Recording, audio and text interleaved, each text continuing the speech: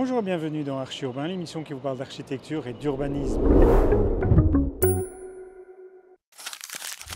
Un intérieur d'îlot, un bâtiment trop grand, une cour intérieure entièrement asphaltée. Voilà les données de départ du projet Waterloo que va vous présenter l'architecte Wissam Salim du bureau OF7. Bonjour, je m'appelle Wissam Salim, je suis architecte. J'ai un bureau qui s'appelle OF7 Architecte et on travaille pour des clients privés principalement, mais on a quelques marchés publics aussi. Il faut savoir qu'on travaille quand même majoritairement en rénovation et en restauration, et donc le contexte détermine pas mal de choses déjà de base. Et depuis quelques années, on est particulièrement attentif à la question du réemploi des matériaux.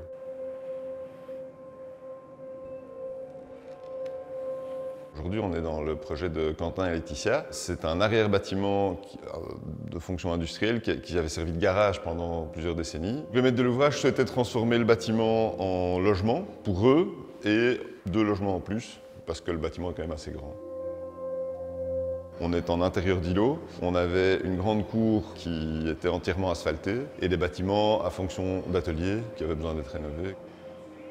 On a légèrement dédensifié, mais on a grosso modo 400 mètres carrés, je pense, de terrain extérieur, mais qui était absolument étanche.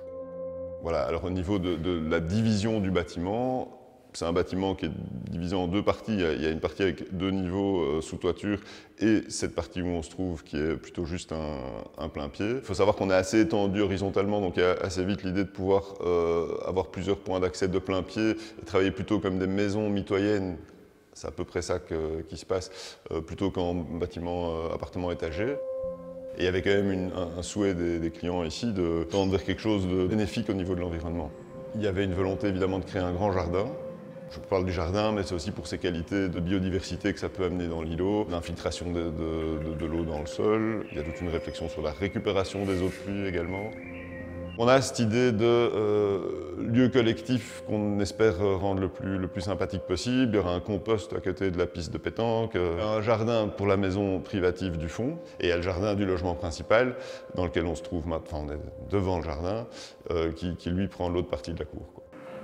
On a entre 200 et 300 mètres carrés de pavés qui ne vont pas partir à la poubelle, ça on va trouver des repreneurs. On va en employer une petite partie mais pas tout.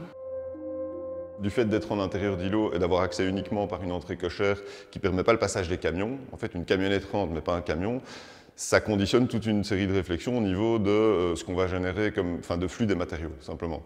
Donc on avait des annexes qui ont été démolies. Rien que ça, par exemple, c'est plusieurs conteneurs à charger. C'est complètement différent en termes de coût d'aller les remplir avec une brouette à 50 mètres de là que de pouvoir tout remplir sur place. Ça induit déjà une nécessité, ou en tout cas ça a donné de la valeur à l'idée de on pourrait peut-être récupérer certains matériaux plutôt que de les évacuer. Le mur qu'on voit derrière moi, c'est des murs en briques récupérées, donc démontés sur place, remis en œuvre, qui permettent évidemment d'éviter des flux et du temps en fait, de main-d'œuvre pour évacuer les matériaux. On n'est pas dans un bâtiment qui a des grandes qualités patrimoniales, donc on n'a pas des pierres taillées exceptionnelles ou des moulures ou des escaliers, etc. Mais on a des matériaux bruts, briques, poutres, certaines pierres bleues, pas beaucoup, des carrelages qui ont pu être récupérés et du bois, avec lequel on a commencé à essayer de gérer certains éléments du bâtiment. Soit simplement une poutre en acier peut être découpée, resservir de linteau, on ne la voit plus, soit, quand c'est possible, en essayant de valoriser des matériaux qui ont un peu la patine du temps et qui parfois sont tout à fait valables au niveau esthétique, quoi. Ça me donne l'impression de faire un design qui est plus justifié. C'est-à-dire qu'en se disant, tiens, voilà les ingrédients de base, tu as de la pierre bleue, des briques et des carrelages comme ça. Est-ce que tu peux proposer une application? Et donc on a moins le champ libre, mais en fait moi j'apprécie ça. Ça donne un peu une direction au type de design qu'on peut proposer, sur des matériaux d'aménagement intérieur par exemple, parfois aussi sur des éléments plus structurels. Le meilleur réemploi, c'est de garder la fonction. Donc on a tout un deuxième étage où le plancher est simplement restauré et où on s'est dit, ok, il n'est pas neuf, mais au contraire, ça peut avoir un petit côté rustique sympathique. Et puis il y a un endroit où il était en mauvais état, où il était hétéroclite, on n'allait pas pouvoir le restaurer. Toutes les sous-faces de plafond, il y a un balcon à l'extérieur, il y a une galerie ici au rez-de-chaussée, vont être habillées avec ce vieux bois, qui en fait a un look de bois rustique. On se demandait ce qu'il y avait comme prime ou comme aide possible pour travailler en circularité. On a découvert le projet Renolab au moment où on a fait l'appel. D'ailleurs, on a candidaté très tard. On s'est retrouvé avec à peine 10 jours pour rentrer le dossier. On a vu qu'il y avait une approche beaucoup plus globale que juste sur la circularité. La création d'un jardin, donc de créer 400 mètres carrés de pleine terre et de faire revenir de la végétation, infiltrer l'eau dans le sol, etc. C'est un des points qui sont pris dans Renolab. Faire un bâtiment évidemment bien isolé, dans la mesure du possible avec des matériaux naturels. Ici, on est à moitié dans ce cas-là, c'est-à-dire qu'on a privilégié les matériaux biosourcés à l'intérieur du bâtiment, mais on a quand même quelques isolants pétrochimiques à l'extérieur. Et voilà, il y a une série de critères qui en fait tombaient assez bien avec ce projet, et donc on s'est dit c'est certainement intéressant d'essayer de faire l'effort pour les 2-3 critères où on était peut-être un peu moins dans le cadre de Renolab. On a pu même renforcer certains aspects environnementaux du projet.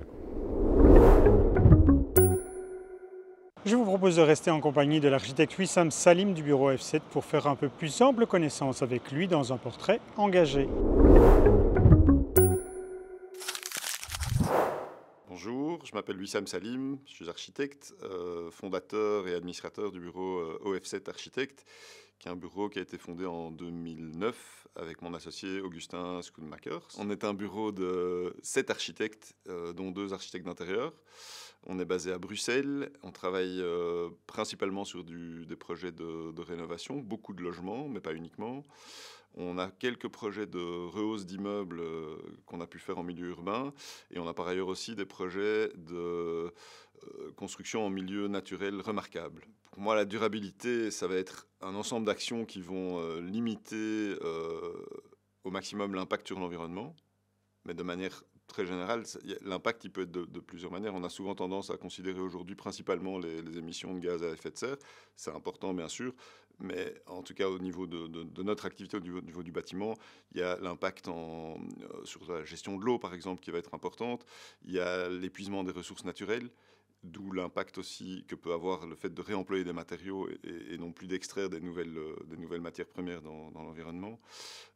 Et alors essayer aussi de travailler avec des matériaux plutôt biosourcés. La question des déchets issus d'une transformation est quelque chose qui depuis le début nous préoccupe. Et en fait cette notion même de déchet, elle est questionnable dans le sens où un matériau avant d'être éliminé en décharge peut très probablement être revalorisé d'une manière ou d'une autre. Il y a un truc qui est important pour moi, c'est que par rapport à cette notion de réemploi, ça ouvre vraiment chez nous un champ de réflexion au niveau créatif sur le design des éléments qu'on peut mettre en œuvre. Un matériau peut être revalorisé pour ce qu'il est, comme il peut être aussi réinventé.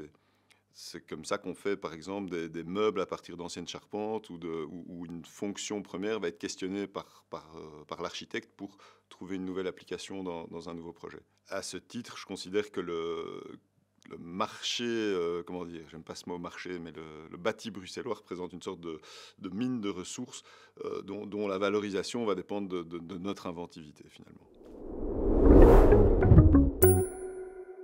Pour terminer cette émission, je vous propose 2 capsules tutoriels dans lesquelles Steven Beckers va parler de l'eau. C'est quoi une eau grise? Pourquoi faut-il récupérer l'eau de pluie? C'est ce qu'on découvre tout de suite. Il est aberrant d'utiliser de l'eau potable qui est issue de sources ou de systèmes de traitement assez coûteux et énergivores et de systèmes de distribution d'eau qui sont pleins de fuites en général, où on gaspille déjà énormément d'eau potable pour finalement les mettre dans les chasses d'eau. Il faut savoir que les chasses d'eau sont une des plus grosses consommations dans les logements et que cette eau-là, elle peut très avantageusement être remplacée par l'eau de pluie propre. L'eau de pluie propre, c'est de l'eau de pluie qui a été récoltée soit sur des panneaux photovoltaïques, soit sur une verrière.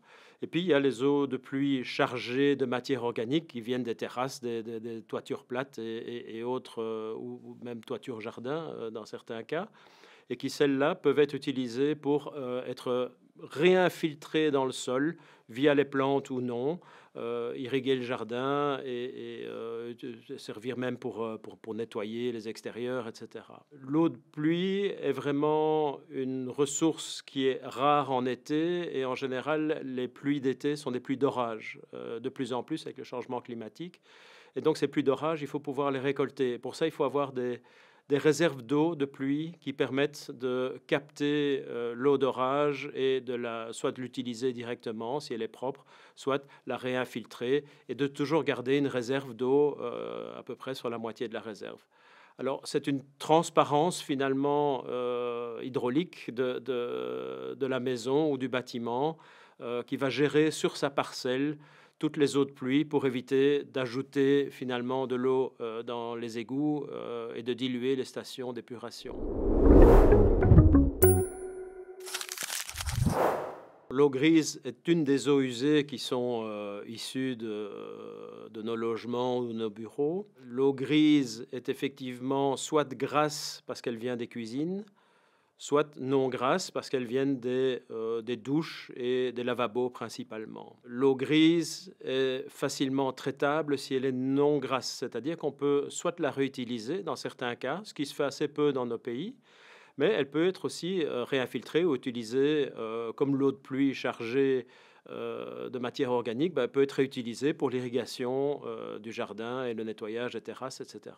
L'eau grise est une ressource importante puisque combinée avec l'utilisation de l'eau de pluie, elle permet de nouveau d'économiser vraiment énormément d'eau potable. L'eau potable accessible à l'humain est une infime partie de ce qu'il y a sur la planète et c'est en fait un problème bien plus grand que le problème de l'énergie.